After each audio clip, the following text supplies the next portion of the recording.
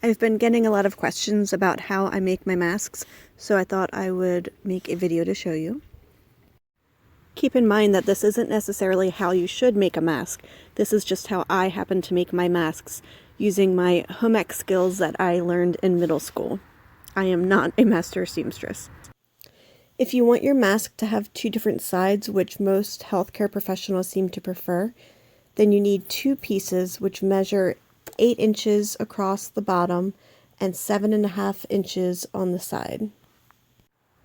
If you just want to make as many masks as you can, you don't need the two smaller pieces, but if you want it to have a more finished look, you would need 2 extra pieces that measure 2 inches by 5 inches.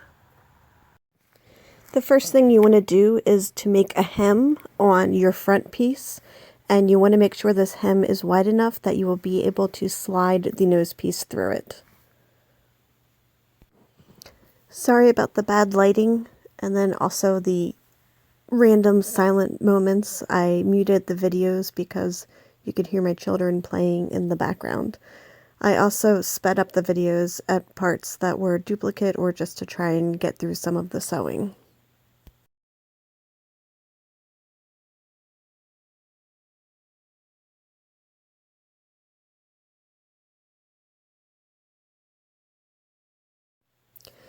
Once I get the nose piece to the center, I fold up the sides a little bit to make sure it is centered. After that, I sew on either side of the nose piece, and don't be afraid to give it a little extra room because you do not want to hit that nose piece with your needle, otherwise you will end up with a broken needle. The purpose of sewing on either side of the nose piece is to keep it from sliding around. You want to make sure it stays in place where the nose should be.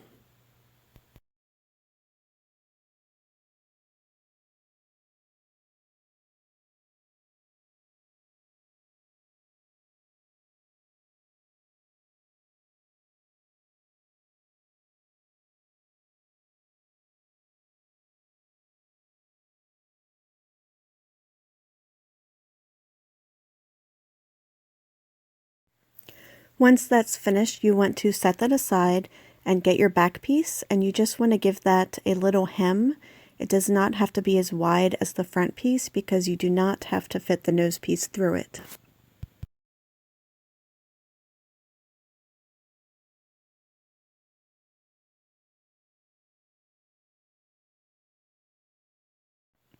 My machine tends to jam easily, so I have to be diligent about trimming my threads. Now you want to place both sides so that the right sides are facing each other and the hem sides are facing outwards. Line up the tops. And what we're going to do is we are going to start about a half of an inch away from the nose piece, and we're going to sew towards the nose piece, and then we're going to stop before we get to it, and then we will lift the presser foot and turn the fabric around and then sew back the other direction. We want to make sure that opening is reinforced because that's where people can insert a filter. When sewing this part, I make sure that the thread I'm putting in is situated below my previous stitches, and that way my stitches will not be exposed when we turn the mask right side out. And then we do the other side exactly the same as we did the first one.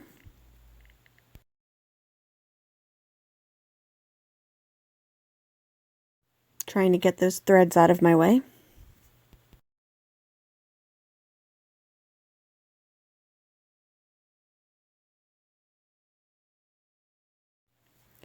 Now we're going to rotate it and sew across the bottom of the mask. It's not important that the fabric line up exactly at the bottom. The back side will be just a little bit longer than the front side because the hem on the front side was bigger than the back side.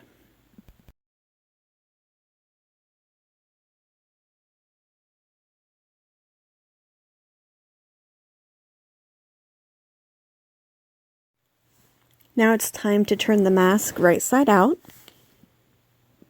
This one gave me a little difficulty because the nose piece seemed to get stuck on something.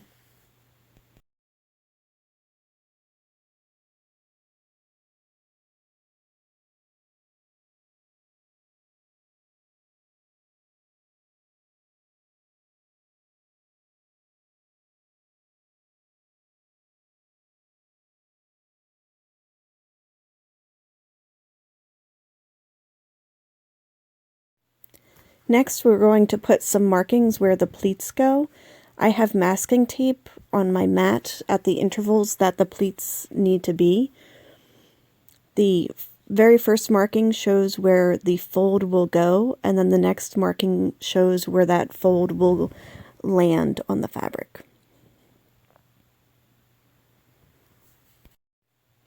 So I just make that first pleat, and then I start sewing. And then once I get through the beginning of the pleat, then I stop and I make sure the needle is through the pleat, and I lift the presser foot and I make the next fold, and then I'll put the presser foot back down and sew forward so that the needle is again through the next pleat, and then I'll do the last pleat the same way.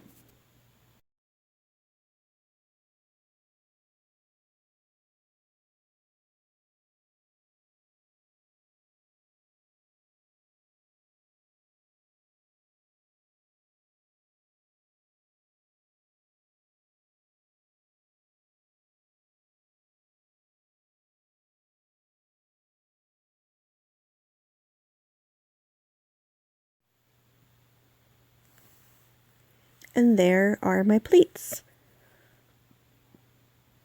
No iron necessary.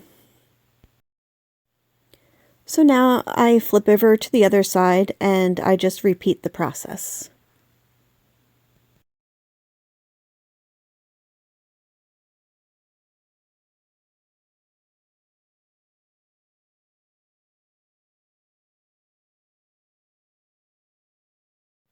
Everyone has their own way of doing pleats. There's no right or wrong way. You just have to find what works for you.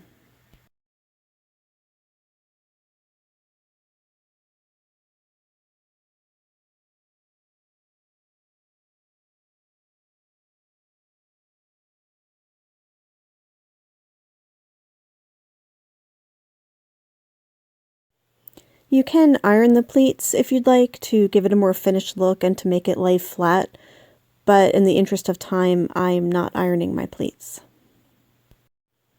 Now I'm going to add the elastic earpieces, and I just place one a little bit from the edge of the top. I don't do any measuring for this. And I sew down it, and then I back up and sew over it, and then go forward again, sewing over it 3 times.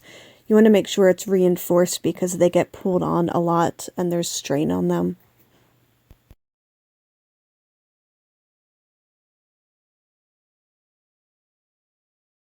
Once I get close to the bottom, I stop. I make sure my needle is through the fabric, and then I'll lift the presser foot and put the elastic underneath, and I'll sew over it 3 times just like I did before.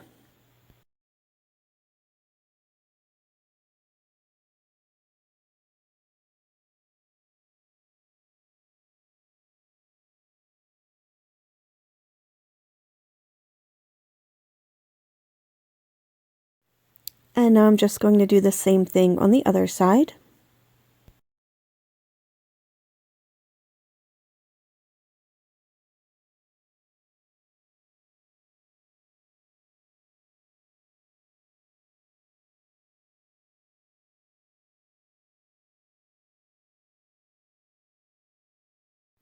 Now, if you just want to make a quick mask, you could stop here. You could have sewn the elastic so that they're facing outward instead of inward, and then you would just have a quick mask with a little bit of an unfinished look. You would just want to make sure that you would sew along that edge more and reinforce it so that it doesn't come apart easily. If you want to go for the more finished look, then you need your 2 smaller pieces. You take one and you fold it in half lengthwise. Make sure the edges line up. And then you want to line it up with the edge of your mask, having it overlap on both sides.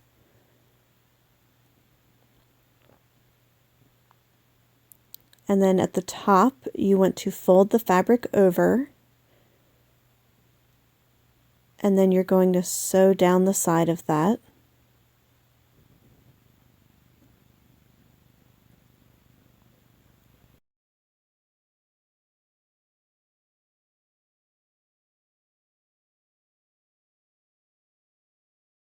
Before you reach the bottom, be sure that you fold that other piece under, and then you sew right to the end.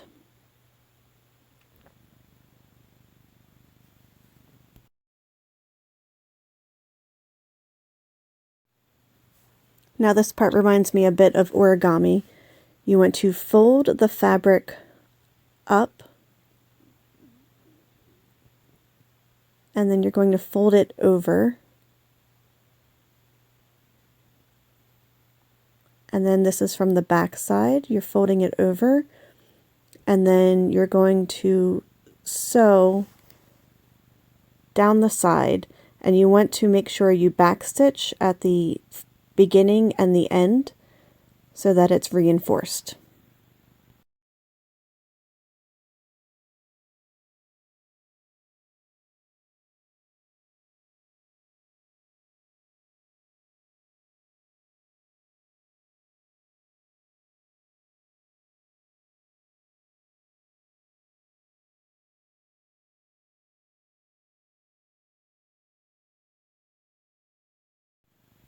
While this step isn't necessary, it does give it a really nice finished look, and it does reinforce the stitching so that the mask itself is a little sturdier.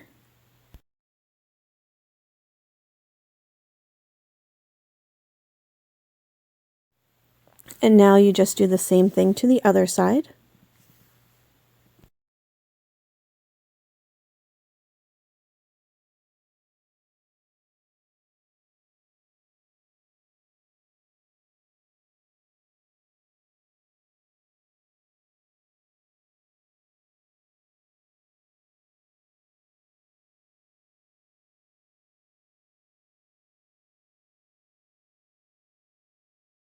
Sorry again about the quality of this video, the poor lighting, the weird in and out of focus. I am not a videographer.